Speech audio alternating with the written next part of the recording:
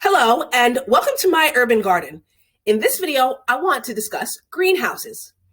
I know this weekend, Epic Garden had started kicking off their series on greenhouse and greenhouse selection.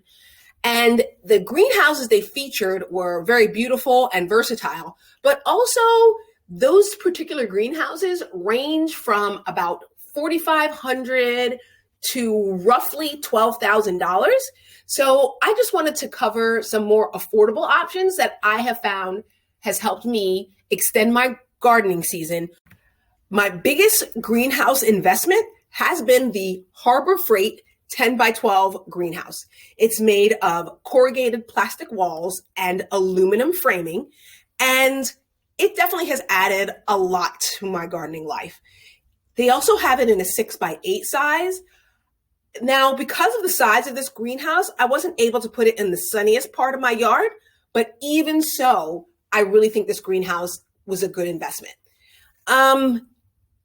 It is a bit, I don't want to say unstable, but it is an aluminum frame, and those corrugated plastic panels can sometimes in inclement weather snap out or fly around. There's been times when we've seen panels in the neighbor's yard. As you can see up on the ceiling, there's one panel we had to replace. But so far, it's been a really great addition to our home and to our yard. For the flooring, what I did was I just put down some landscape fabric, and then I put mulch on top of it. The landscape fabric is already pretty water permeable because I do hose water inside of the greenhouse. But adding a layer of mulch has been also a great way to suppress weeds. It's been a great way to have really good drainage and keep water from pooling on the inside. So this mulch is a series of different materials, from mulched leaves to pine shavings that I got at a local Tractor Supply to cedar mulch from the local municipality. The mulch floor has really helped to suppress weeds and to add to the moisture drainage inside of the greenhouse. I use this greenhouse in a variety of ways. This time of year, this greenhouse is really serving to help young seedlings. I do take young seedlings when I sprout them indoors, then I'll put them outside into the greenhouse to acclimate. I will take those seedling trays out during the warmest part of the day so they can start to harden off. But for the most part, many of my young seedlings stay in this greenhouse and they come out during the hottest part of the day. Now, when I do have nights that are going to be cool, meaning below 40 degrees, I will close the greenhouse doors, close off all the ventilation, and then take a few shower curtains and hang them around the perimeters of the greenhouse, which I know tend to get drafty. So this way I can give those plants an extra layer of protection. During the summer, when the weather is warm, I will open up the ventilation hatches and sometimes even leave one of the doors of the 2 sliding doors open. And then this way I can get good ventilation and airflow. And I like to plant those plants that really like to have a little bit of more moisture. Things like cucumbers and certain types of tomatoes that like to have high levels of humidity, I will put inside the greenhouse because the greenhouse is really good at maintaining that humidity.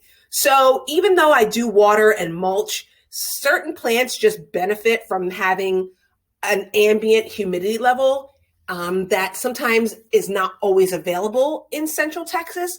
So keeping them in the greenhouse definitely adds to that consistent humidity level that some of those plants really enjoy.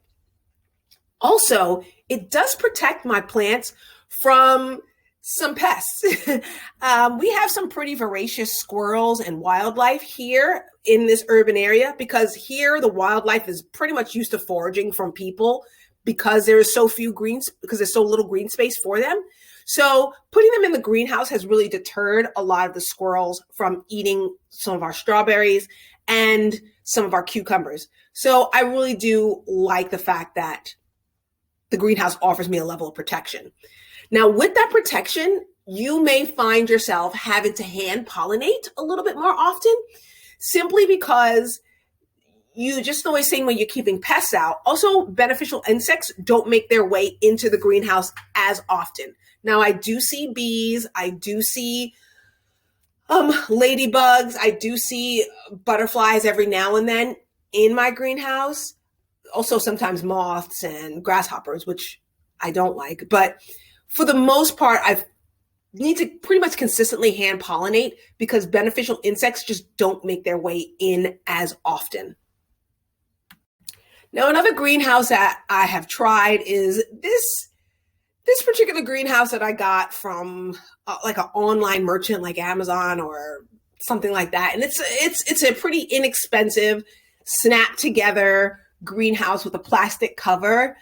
It's okay. I definitely think I used it to help plants to not freeze. Having wheels on it, I can move it in and out of maybe the garage or out of my home when I want to get those plants acclimated to the sunshine, or when it's a warmer part of the day and I want to get those plants some sun. But I think this particular greenhouse, it's not very sturdy, stable, reliable. It's very cheaply made and very flimsy. But I'm sure that there are plastic greenhouses that offer a level of durability that this one just doesn't have. Another greenhouse that I actually really like are these small little portable greenhouse covers that you can just put inside of your raised garden beds or your in-ground garden beds that just kind of cover them up. I really like these. I think that they're great if you're expecting some unseasonably cold weather. It can protect against frost. It's also really good for maybe some young vulnerable seedlings that you may want to just give a little boost to. I also think it's been pretty good too with deterring pests for plants that are beginning to fruit, and you just want to protect that plant from some pests, particularly things like a lot of your vining cucurbits, like maybe your squashes and pumpkins. It just can give it a little bit of protection from anything like rabbits or squirrels that may eat them. So I really like these. I also sometimes put them inside of the garden beds in the regular greenhouse if I just want to add a little extra layer of protection. So they say that these like hinge tube houses or greenhouses bring you up a zone. So if I'm zone 8B, this will bring me up to zone 9. But then if I add another layer of protection with these small portable greenhouses on my garden beds, it'll bring me up to, zone 9, zone 10. So what I like to do is just kind of cover sometimes more vulnerable plants when I know that the greenhouse could potentially get cold, or I know a cold snap is coming.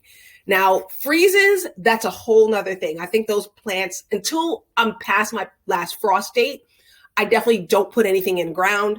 But if I do have something in ground and there's going to be an unseasonably cold day, I will cover those plants. And it's also really good in the fall when things start fruiting and you just want to make sure you preserve and save them, protect them from pests. I use a few landscape staples and then just put this over some of the plants, my vining plants that fruit, just so I can protect those fruits for my family. As home gardening becomes a more popular hobby among Americans in both urban, suburban, and rural areas, I think that we're going to see a lot more options come on the market for really cool ways that we can have greenhouses, and they're going to come at a variety of different price points. So even though I really appreciate Epic Gardening and the high level of content and quality products that they bring to the market, I know that sometimes it's important to discuss those affordable options for some of us urban and suburban small space gardeners. You definitely can benefit from the technology of greenhouses and for how much they can extend your growing season, but you don't have to spend $4,000, $6,000, $8,000, $12,000 to get those effects. Now, I hope that this video was helpful. And if you're a small space gardener, know that there are greenhouse options that are available to you. Because here at My Urban Garden, we believe that there is always room to grow. See you in the next video.